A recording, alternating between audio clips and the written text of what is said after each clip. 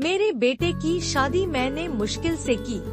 वो एक लड़की से प्यार करता था, लेकिन मैं नहीं चाहती थी कि उसकी शादी उसी से। मैंने उसे बहुत समझाया और उसकी शादी गांव की एक सीधी साधी लड़की से करवा दी। लड़की का नाम सुधा है। मुझे पता था कि वो लड़की मेरे बेटे और इस घर के लिए बहुत अच्छी है, इसलिए मैंने उस लड़की शादी मेरे बेटे से करवा दी। सुधा हमारे घर में आई। लड़की घेरलू थी, बड़ों का सम्मान और घर का काम करती थी। अभी 10 ही शादी को हुए थे, लेकिन मुझे लगने लगा कि मैंने अपने बेटे की शादी इस लड़की से करवाकर अच्छा किया। मेरा बेटा राजीव भी खुश ही लग रहा था। New line. लेकिन उस रात के बाद मेरी यह सोच बदल गई।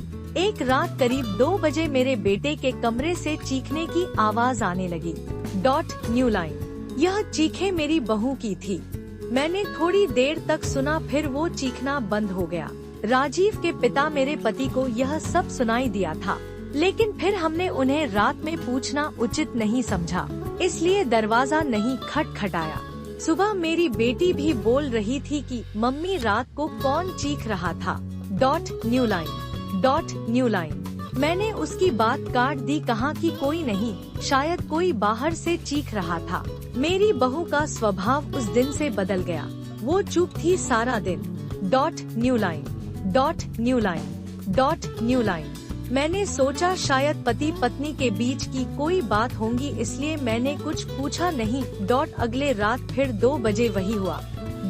New line. मेरे बेटे के कमरे से फिर चीखने और रोने की आवाज आने लगी। इस रात वो आवाज करीब 10 मिनट तक चली। मेरी बेटी उठ गई और उसने हमारे कमरे का दरवाजा बजाया। New line. मैंने दरवाजा खोला, देखा तो वो बहुत डरी हुई थी। बोली, मम्मी यह क्या है? भाभी रोज रात को रोती और चीखती क्यों है? क्या होता है? New line. कमरे के अंदर चलो, अभी दरवाजा खुलवाते हैं। मैं दरवाजे के पास जाने लगी तो मेरे पति ने मुझे रोक लिया, कहा कि रुको, अभी बात मत करो, कल सुबह दोनों से बात करते हैं। New line. उस रात को मेरा सोना मुश्किल हो गया था। सुबह मेरी बहू जल्दी उठकर घर के काम में लग गई।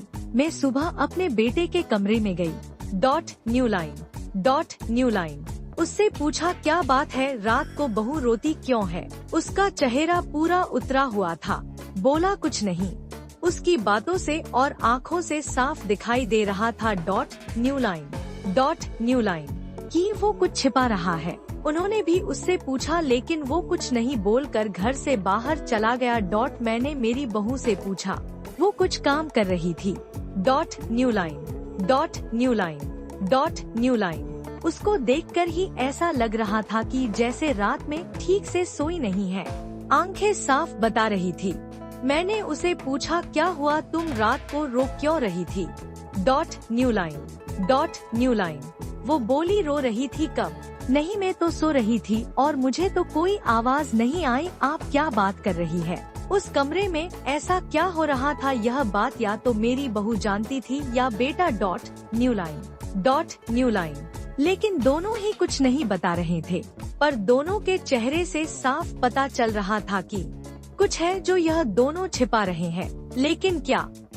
New line.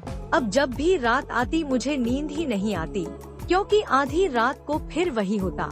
बहू जोर से चीखती और रोती। New line. मेरे मन में कई सवाल थे, क्या होता है उस कमरे में? फिर एक रात करीब 2 बजे मेरे घर में वो हुआ जो मैंने सोचा भी नहीं था। New line. मेरी बहू रात को कमरे से बाहर आ गई। उसके कपड़े कहीं भी जा रहे थे, उसे कुछ होश ही नहीं था। बाल खुले थे और वो घर के चौक में आकर बैठ गई। New line. बेटी बिल्कुल ऐसा नहीं करती है। मैंने जो सोचकर राजीव की शादी उससे की थी, वैसा हो नहीं सका। बहू को छोड़े अब 20 दिन हो गए थे। इस दौरान उसके घर से फोन आता रहा, लेकिन मैं टालती रही। मेरा बेटा भी कह रहा था कि मेरे वो दिन कैसे निकले हैं मैं ही जानता हूँ। New line. मैं उसे वापस नहीं ला सकता। कहीं उसने मेरी जान ले ली तो क्या करोगी? मैंने उस पर फिर ज्यादा दबाव नहीं डाला। पर मैं अपने आप को कोस रही थी न्यू लाइन कि मैंने अपने बेटे की शादी उस लड़की से क्यों करवा दी। अब मेरे घर में कोई नहीं चाहता था कि वो वापस आए। इन्हीं सब बातों में 3 महीने निकल गए न्यू लाइन। फिर एक दिन अचानक ही मेरी बहू अपने सामान के साथ वापस मेरे घर आ गई। वो आते ही मुझसे कहती है, मां जी मैं जानती हूँ कि आप मेरे बारे में क्या सोच रही है न्यू लाइन। लेकिन सच क्या है यह आपको पता नहीं। उसकी बातों से मुझे लगा कि कुछ है जो वो बताना चाहती है। मेरा बेटा घर आया और उसे देखकर गुस्सा हो गया न्यू लाइन। कहा यह यहाँ वापस आ गई। मैं अब यहाँ इस घर में नहीं रह सकता, मैं जा रहा हूँ। मेरी बहू ने उसी समय कहा क्यों सच सामने आ जाएगा इसलिए डर रहे हैं न्यू लाइन। बताइए सबको सच क्या है, मैं उस तरह से क्यों किया करती थी। बेटा बोला कि क्या सच यह है कि तुम पागल हो न्यू लाइन और रोज रात उस तरह से करती हो। बहू बोली कि मां जी आज अगर सबसे ज्यादा दुखी और परेशान है तो वो और कोई नहीं मैं हूँ न्यू लाइन। मैंने अपने पति की बात मानी, उन पर विश्वास किया। मैंने कहा तुम क्या कहना चाहती हो।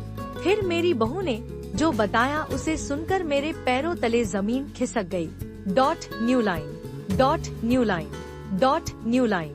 वो बोली कि आपके बेटे ने मुझे पहली रात से यह नाटक करने को कहा था, लेकिन मैंने नहीं माना। वो कहते हैं कि हम दोनों अलग बड़े शहर में जाकर रहेंगे न्यू लाइन। उनको कहा अगर ऐसे मेरे घर वाले मुझे नहीं छोड़ेंगे, लेकिन तुम इस तरह का नाटक करोगी तो वो डर जाएंगे और फिर हम अलग रहेंगे न्यू लाइन।